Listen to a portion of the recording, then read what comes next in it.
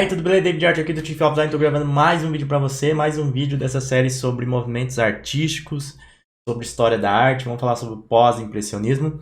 Lembrar que nessa playlist eu não estou seguindo uma ordem específica, cronológica. Estou fazendo aqui os conteúdos disponibilizando para você. E também o próprio nome, né? Movimentos artísticos. Eu vou colocar esse nome, mas pode ter uma certa discussão sobre o nome, né? Alguns podem interpretar alguns movimentos como estilos e não movimentos e tal. Mas são mais questões ali de interpretação semântica, palavras, nomes, tá bom? E é isso então, vamos falar sobre o pós-impressionismo, esse movimento artístico que nasceu na França, assim como o impressionismo. Nós também temos vídeos aqui no canal nessa série sobre história da arte. Vou tentar trazer para você esse tipo de conteúdo. Já peço para você curtir o vídeo, se inscrever no canal, ativar as notificações, porque dá trabalho fazer esse tipo de vídeo, né? A gente tem que pesquisar, estudar e criar os slides aqui e tal, e tentar trazer um conteúdo mais fidedigno para você. Então, por favor, colabora aí, você também pode ser membro do canal bem baratinho. Vamos falar então sobre o pós-impressionismo. Também quero lembrar, bom, é importante ressaltar, né? Porque tem um pessoal que é muito doido. Não sou historiador, né? Não sou especialista em história da arte. Estou compartilhando conhecimento aqui com você de forma mais sucinta, breve. Você quer aprender mais sobre história da arte? Procure sobre livros, inclusive no final eu falo também. E tem uns nomes aqui, maioria em francês, né? Então me desculpe se caso eu erre alguma pronúncia. Sobre o pós-impressionismo, nós temos como grande nome Van Gogh. Van Gogh também é apontado como impressionista, né? Fica nessa dúvida. Eu entendo que ele está mais encaixado nessa questão do pós-impressionismo, mas é compreensível, porque essa parte de impressionistas ou pós-impressionistas é lado a lado, né? Uma definição que a gente vai ver como que chegaram até ela. Não é comum e pode ter discussão referente a isso. Mas, independente disso, Van Gogh é um dos grandes nomes das artes, né? Nesses movimentos artísticos, óbvio que eu foco mais em artes gráficas, né? Em artes visuais. E Van Gogh é um dos maiores de todos os tempos, com certeza. E aí, A Noite Estrelada é uma das obras mais replicadas da história da humanidade, com certeza. Eu tinha aqui um quadro que eu comprei na AliExpress, né? Obviamente, sobre A Noite Estrelada. O que é o pós-impressionismo? Pós-impressionismo foi um movimento artístico que surgiu no final do século XIX, após o auge do impressionismo. O impressionismo tem vídeo aqui na playlist do TIFF, onde artistas mais jovens exigiram uma mudança no foco das artes representativas, preocupando em ir além da técnica e buscando a subjetividade. A gente vai falar muito sobre essa questão tanto da técnica quanto do tema, né, do foco, da subjetividade. E da onde vem, né, esse nome, pós-impressionismo? Já que é muito parecido com o impressionismo, né? Esse senhor aí que você está vendo na tela, ó, George Fry, lá em 1910, né? Então no início do século XX, né? Ele, em uma exposição lá em Londres, na Inglaterra, cunhou esse novo termo. Inclusive, os artistas do pós-impressionismo já estavam mortos, né? Então, alguém que denominou eles assim, não foram eles que se autodenominaram. Até tem uma discussão referente às datas, tal, sobre o que é impressionismo, o que é pós-impressionismo. Mas Van Gogh, Gauguin, Serrat, Cézanne são os mestres proeminentes que estão mais associados ao movimento pós-impressionismo, apesar deles, né, terem começado no impressionismo, tem toda essa questão de discussão de data. E esse senhor, como eu falei, cunhou esse termo quando eles já tinham falecido dentro dessa exposição dessa galeria em Londres. Fry determinou que o período do pós-impressionismo seria de 1880 a 1905, né? No entanto, tem esse livro aí de um outro historiador inglês, não, acho esse historiador, acredito que seja americano, que retrata o pós-impressionismo um pouquinho antes e terminando também um pouquinho mais cedo, né? Então, na verdade, de novo. E aí, da onde vem o nome pós-impressionismo, né? Ah, lembrar também, pessoal, que eu vou ler um pouquinho aqui dos slides até para facilitar na acessibilidade da galera aí, né? Já que tem questão de legenda. O senhor Roger Fry, esse crítico de arte britânico, cunhou lá em 1910 esse termo dentro de uma galeria, uma exposição que estava acontecendo em Londres, e determinou que artistas que vinham do impressionismo, mas vinham de uma época mais recente, né, do impressionismo, como Van Gogh, Gauguin, Serrat, Cézanne, eram um novo movimento artístico, né? Era o pós-impressionismo. Esse nome, inclusive, foi cunhado após a morte desses artistas, então a gente não sabe se eles se identificariam de tal maneira, né? Mas com certeza os temas, o posicionamento e o próprio discurso, a própria relação com a técnica, né? Do pós-impressionismo, que a gente encontra no pós-impressionismo, nos mostra que eles se diferenciavam mesmo, eles estavam seguindo por um novo caminho, né? Então, Van Gogh, Gauguin, Serrat e Cézanne são os mestres proeminentes que estão mais associados a esse movimento artístico, apesar deles terem começado no impressionismo. Um curador e crítico de arte, o britânico George Fry, cunhou o termo pós-impressionismo quando todos estavam já mortos, em 1910. E tem uma questão de data, né? E aí quem é historiador, quem estudou, pode falar com mais precisão. O crítico de arte naquela época falou que o pós-impressionismo era de 1880 a 1905. E aí vem um outro historiador, que John Heald, acho que é assim. Ele já, em um novo livro, né, ele estabeleceu que o pós-impressionismo, na verdade, começava 6 anos depois e terminava um pouco antes, né? Então, segundo esse historiador, ele retrata que o pós-impressionismo fica entre 1886 e vai até 1892. Então tem essa questão aí de data. Na verdade, eu acho que é mais uma questão ali de interpretação, né? Porque tem obras até que são ali de 1900, né? Que no meu ver, são mais o pós-impressionismo mesmo, né? Mas quem sou eu para discutir com um historiador que viveu a época também, né? As diferenças entre o impressionismo e o pós-impressionismo. Tanto os impressionistas como os pós-impressionistas compartilhavam de algumas características de técnica, né, de pensar, de estrutura de obra. As obras de ambos não foram bem aceitas pelo Salão de Paris. A gente falou sobre isso, né, no primeiro vídeo. E os pioneiros do pós-impressionismo começaram no impressionismo e ambos valorizavam a técnica, apesar de ter sutilezas diferentes. Mas é nesse ponto sobre a técnica que os pós-impressionistas buscam se opor aos impressionistas. Então, apesar de ser muito parecido, né, o impressionismo focava no padrão estético, enquanto o pós-impressionismo ia além. Ele buscava novidades, mais subjetividade. Eles sentiam, no caso, os artistas do pós-impressionismo, que os impressionistas permitiram que suas preocupações com a técnica e os efeitos da luz natural, por exemplo, ofuscassem a importância do tema, o sentimento da obra.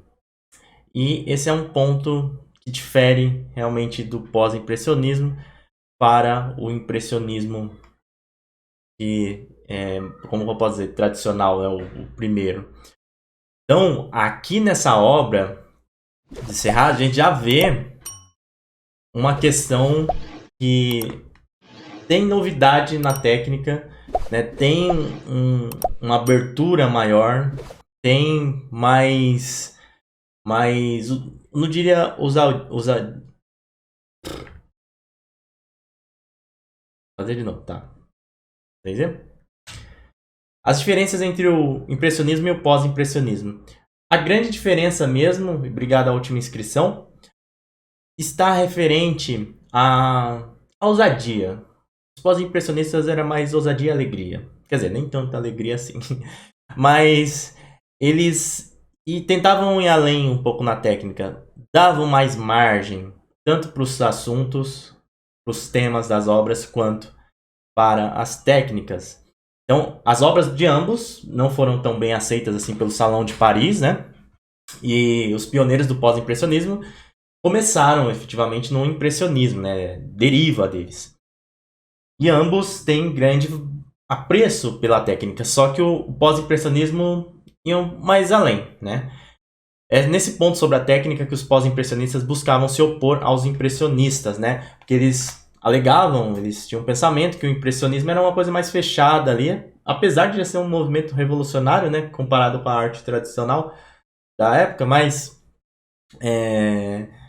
eles assim ainda alegavam, né, que era uma coisa mais fechada que buscava muito a, o padrão estético, muito focava muito na técnica ali, enquanto o impressionismo queria buscar mais novidades e mais para subjetividade, né?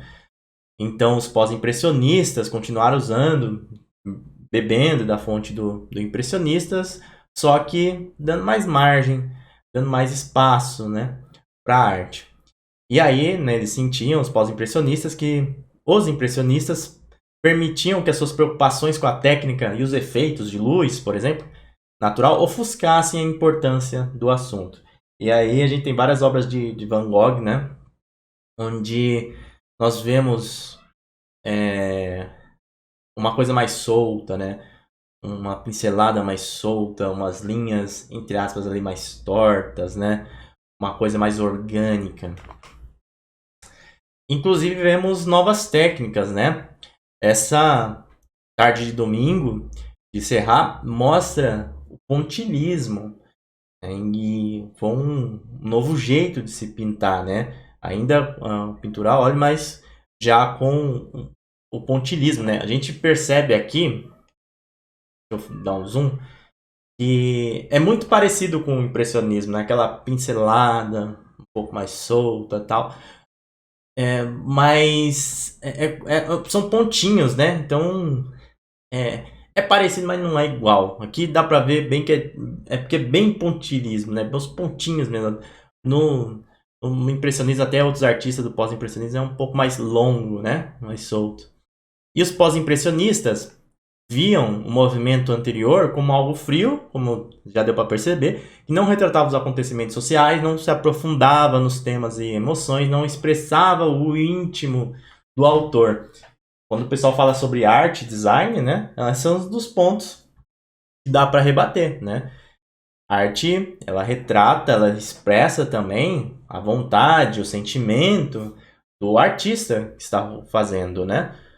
Eu sei que tem artistas que fazem só por dinheiro, mas no geral a arte ela é concebida através de uma reação do artista a alguma coisa que aconteceu com ele, alguma coisa que ele viu, tal.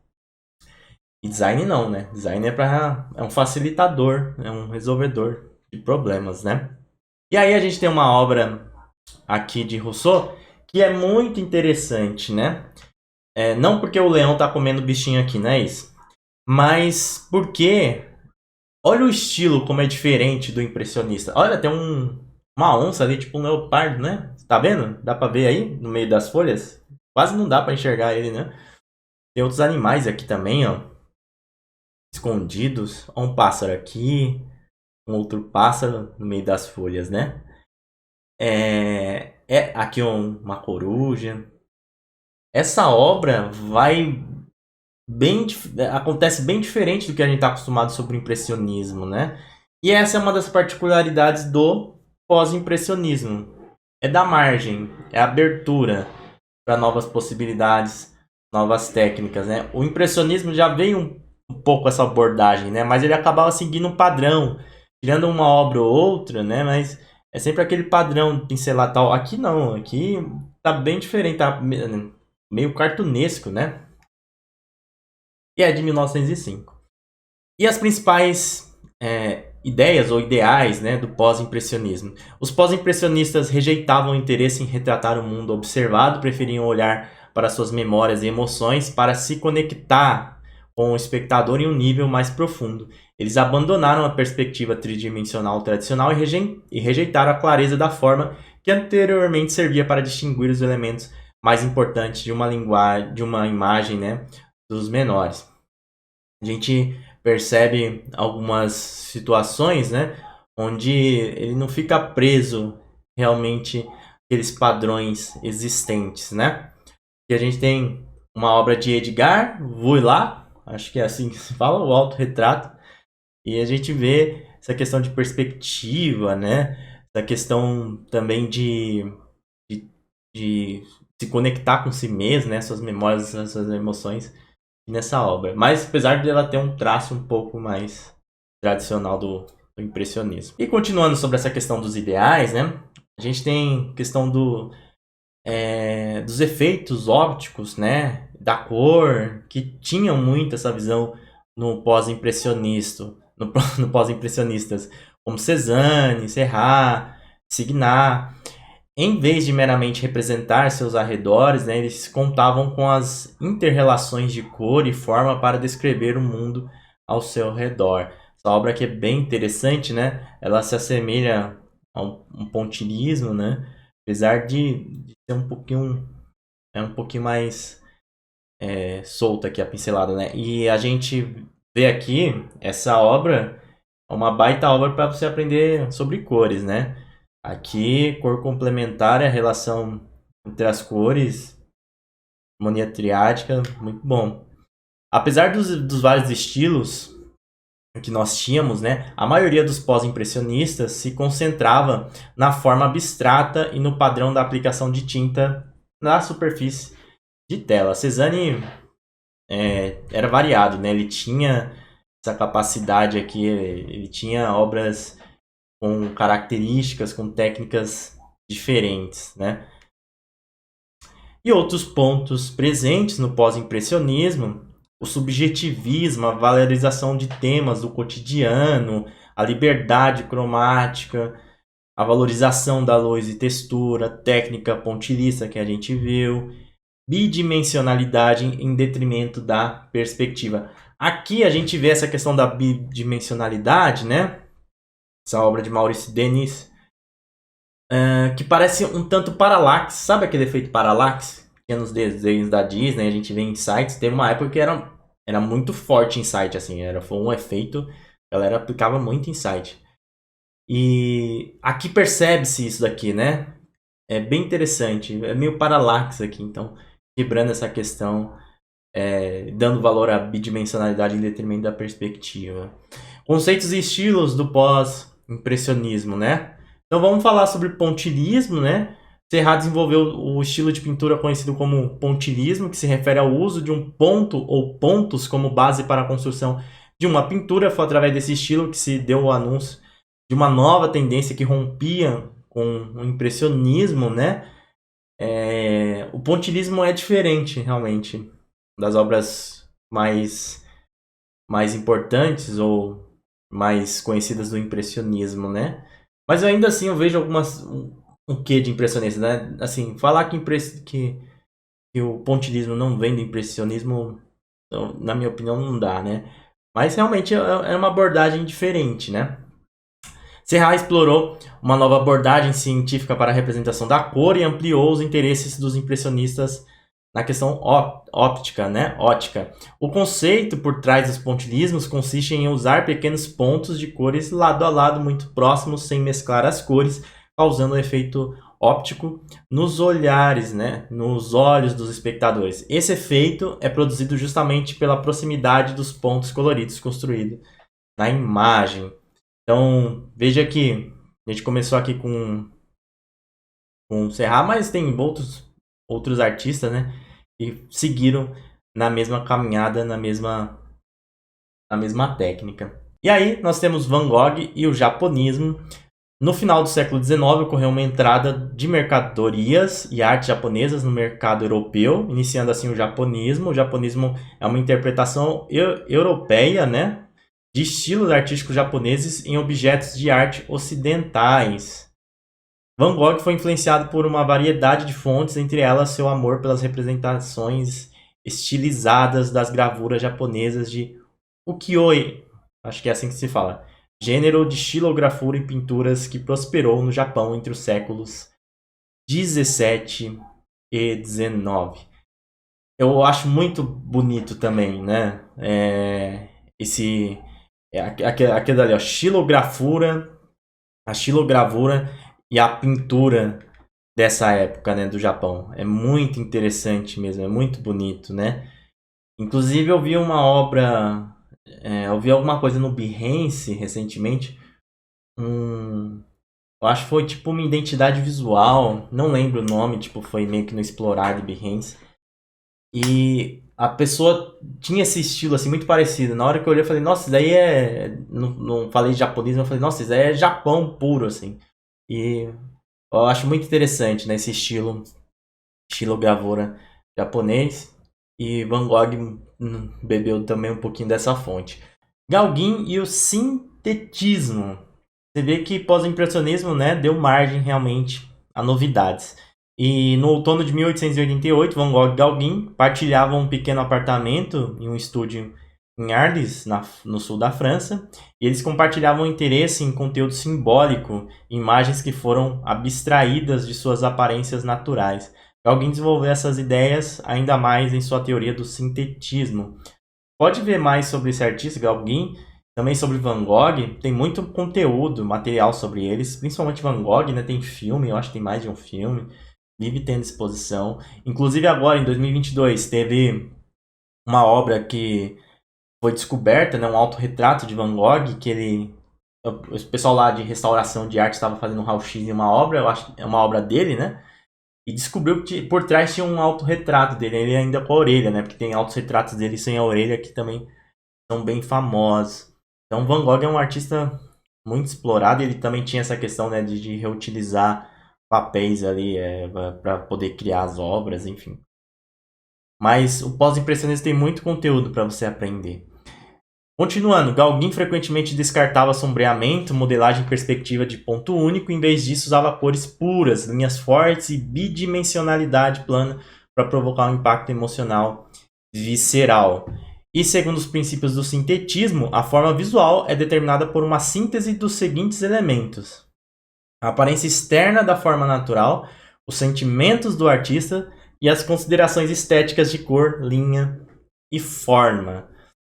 É um ponto interessante, né? Se estudar essa questão do sintetismo como um estilo visual, a aparência externa da forma natural e as considerações estéticas de cor e linha e forma, né? E aqui a gente consegue ver nessas maçãzinhas, tipo manga, né? Não deve ser manga aqui, é tipo umas maçãzinhas, sei lá, que é isso. Essa questão ó, da estética de cor, linha, em forma, né? E, e dá um sentido de volume, né? Mas tá trabalhado na questão bidimensional. Cézanne é a estrutura de forma pictórica. Então, Cézanne se concentrou em uma exploração da estrutura formal subjacente de naturezas mortas, retratos, paisagens em suas obras.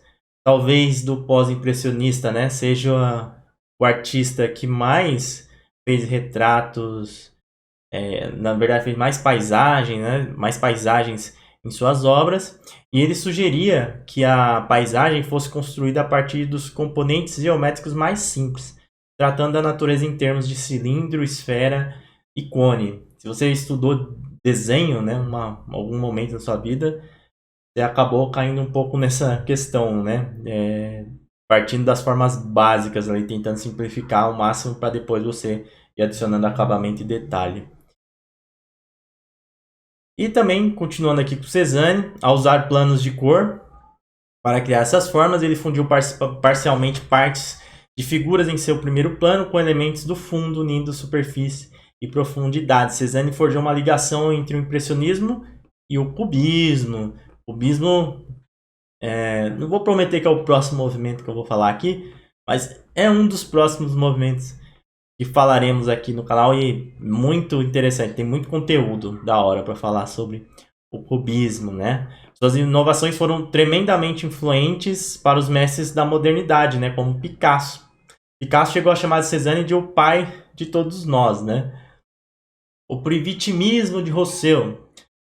Henri Rousseau, espero que esteja pronunciando certo o nome, tá? E obrigado ao Carlos pela inscrição. Se inscreva no canal você também. Ele foi considerado o primeiro artista, né, do primitivismo, né, pelo seu caráter autodidata. Essa questão primitivismo, né, se refere a uma coisa, como o próprio nome diz, né, tipo natural, solta, né, primata. Então, resultado da inexistência de formação acadêmica no campo artístico, pela recusa de referências da arte reconhecida até então, pela aparente... Esse termo é interessante, né? Aparente ingenuidade grotesca, né?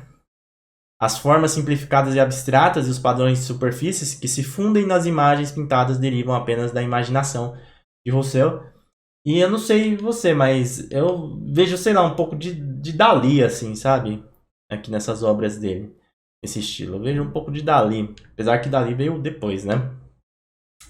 E ele retratava muito também paisagens, né?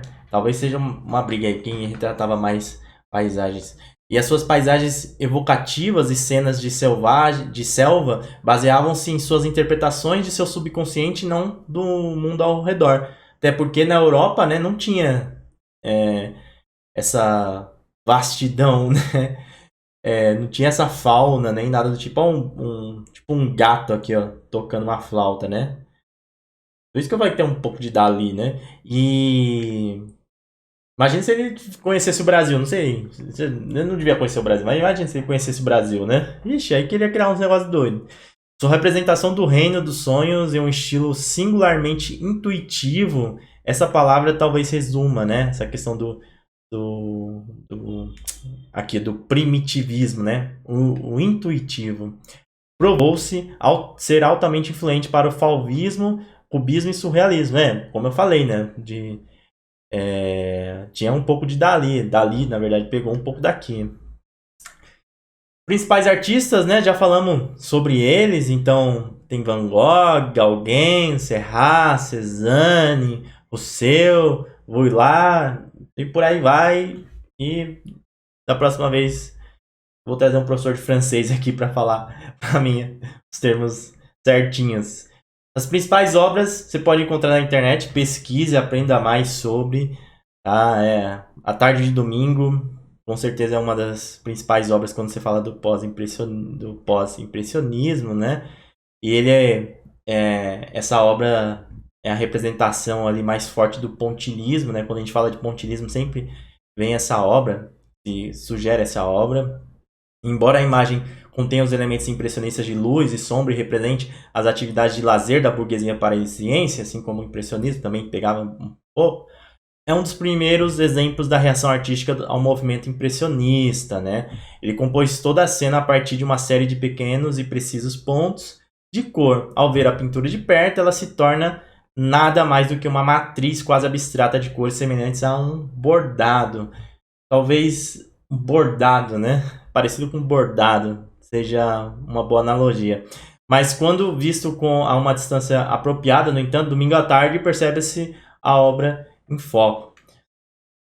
Aqui a gente tem uma obra de Gauguin, Visão após o Sermão, retratando também mais uma cena do cotidiano da França, né?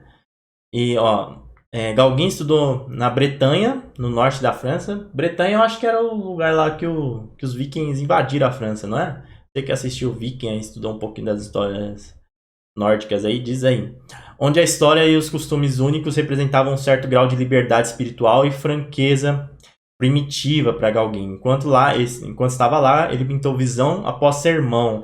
A pintura retrata uma visão reveladora de Jacó lutando com um anjo e concebe a realidade e a manifestação espiritual através da forma estética, né? Gauguin baseou-se na abstração do fundo vermelho para comunicar o espaço da visão, bem como as emoções elevadas presentes em uma revelação religiosa, né? Eu falei aqui que era um retrato, né?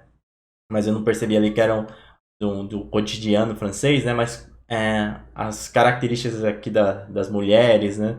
Com certeza se referem ao cotidiano dele, né? E aqui é a representação de um anjo, né? Aqui subjugando Jacó. E depois nós temos o autorretrato de Edouard Vuillard. Gostou da pronúncia, né? Não sei se está totalmente certo, mas foi bonito. Ele foi um dos membros mais renomados de Les Nabis. Les Nabis é um movimento de jovens pós-impressionistas, né, que surgiu nessa época. E eles tinham até uma questão assim, meio espiritual, como se... Les Nabis, deixa eu até pegar aqui, ele, ó, tinha uma... Nabi devira do hebraico da palavra profeta, né? Então, tinha essa questão. E eles chegaram à conclusão que uma obra de arte é o produto final da expressão visual e o sentimento do artista. Vários pequenos nichos, movimentos, né, começaram a surgir nesse pós-impressionismo. Como você viu, novas técnicas, né? Era variado realmente. E Voillard era um dos representantes, ou o maior representante desse movimento, né? E aí a gente tem essa obra, né, que é o autorretrato, onde ele se concentra no artista colocando seu olhar intenso na frente e no centro da obra. Ele sintetiza as influências da impressão em estilografura japonesa, o pontilhismo e a tradição artística do autorretrato com seus ideais e objetivos pessoais para a pintura nesta vívida alta representação, né? Depois a gente tem o retrato do Dr. Gaucher, do Vicente Van Gogh, uma das obras também mais conhecidas de Van Gogh. Van Gogh foi um dos artistas mais talentosos que nós tivemos, mais problemáticos, com uma história riquíssima, tem conteúdo pra cacete pra você estudar sobre Van Gogh. Se colocar os 20 artistas mais lembrados na história, os 20 artistas que têm os quadros mais valiosos do mundo, Van Gogh está... talvez eu estou exagerando, 20 não, talvez 10, né? Talvez 5. Van Gogh sempre entra nessas listas. E nesse retrato, Van Gogh se esforçou para provocar uma mistura complexa de emoções dentro do espectador, em vez de retratar uma descrição tradicional naturalista do modelo.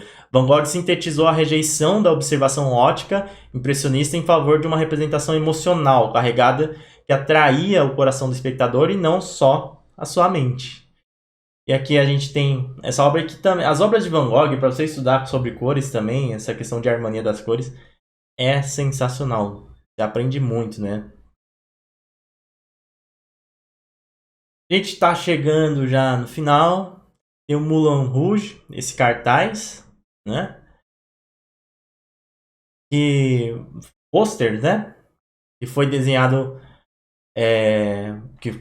pelo Toulouse-Lautrec e também foi o primeiro artista a elevar a publicidade ao status de arte.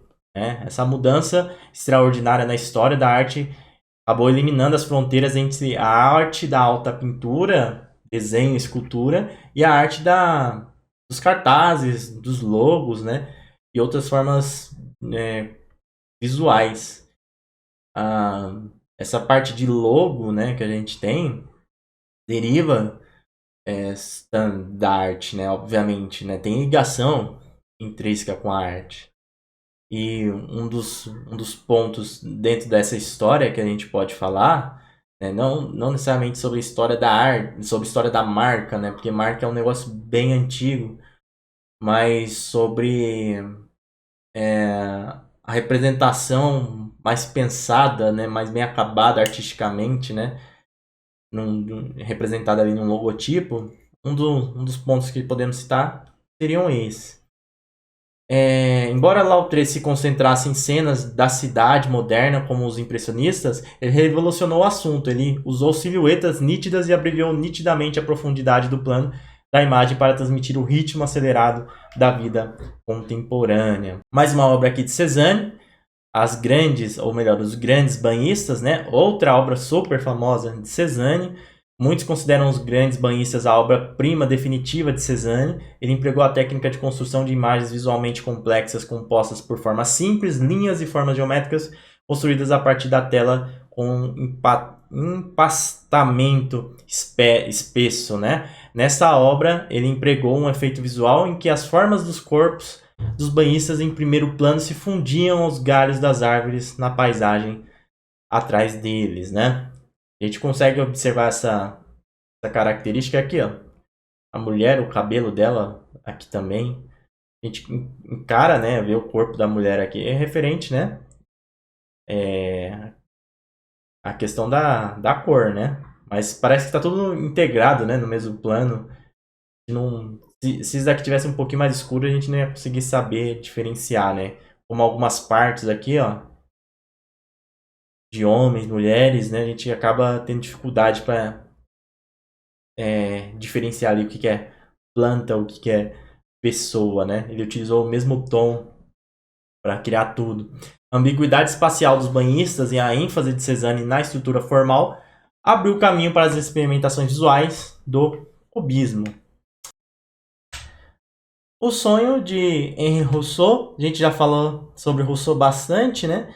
Tem essa última obra que é considerada a principal, a última também. Ele explicou que ele retratou uma mulher sentada em seu sofá, lá em seu apartamento, em Paris, sonhando com a selva tropical que a cercava. Como muitos de seus trabalhos, o sonho mostra o desrespeito do artista pela representação naturalista.